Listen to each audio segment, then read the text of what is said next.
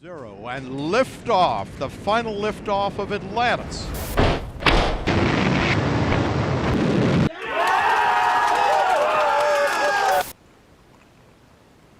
The NASA you know today, it was actually founded after the launch of the first scientific mission in space. After the Soviet Union successfully launched the first satellite ever to orbit the Earth, the United States was under enormous pressure to pick up the pace of its own satellite program. Built by a team of more than 100 engineers, electronics experts, and machinists working around the clock, Explorer 1 became the first American satellite to orbit the Earth just 4 months later.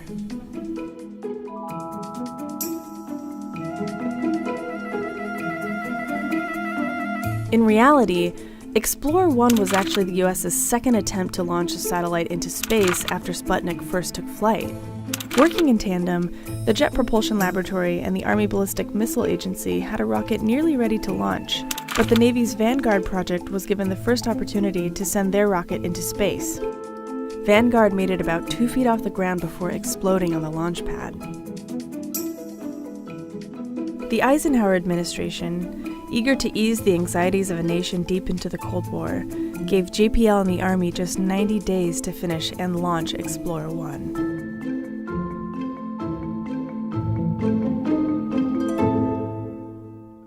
Think for a minute what a different world it would be if Explorer 1 never happened. Say Vanguard successfully launched in December. The Explorer 1 may have been turned off. There may have been less pressure to create a separate space agency, so we might not have NASA. There's a lot of chance involved in all this. Minutes click past relentlessly. The beams of powerful searchlights light up the missile. Truly the star of one of the greatest suspense dramas of our time. 5, 4, 3, 2, 1. Fire command. Fire command. Think of it. Think of it.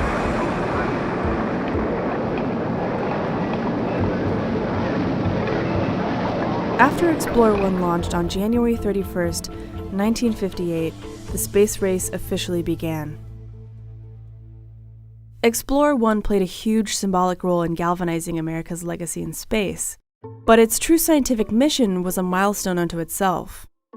The instruments on board made the first major scientific find of the space age, a belt of radiation around the planet linked to the very survival of life on Earth. With Explorer 1, science moved into space, and we can finally address questions scientifically we've asked for millennia.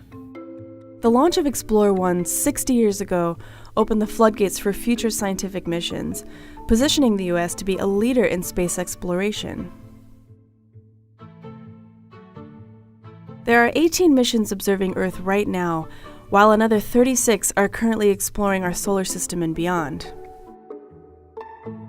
To date, the United States has successfully sent a crewed mission to the Moon, dispatched spacecraft to each planetary body in our solar system, and reached interstellar space. Just this year alone, there are 8 missions launching, all made possible by the collaborative efforts of NASA, its partner agencies like NOAA, and other space agencies around the world. Even though this started like a national activity, we've brought the world along, and it's an international activity in which humanity together transcends the boundaries and really opens up views of the world in a way we could have never imagined. Less than a lifetime ago, humankind barely left the limits of our own atmosphere. Who then could have imagined that only 60 years later we would be touching the atmosphere of the sun, arriving at the most distant object humans have ever explored, and launching the world's most powerful telescope to get a glimpse of the first galaxies born after the Big Bang. Humanity's exploration of the universe will continue to expand, from our home planet to the far reaches of interstellar space. But wherever NASA goes, one thing is certain: it won't be boring.